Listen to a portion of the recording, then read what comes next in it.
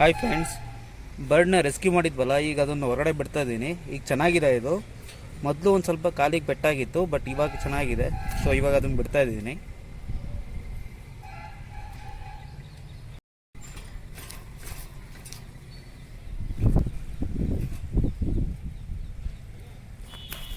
ಈ ಬರ್ಡ್ನ Indian barbet ಅಂತ ಕರೀತಾರೆ.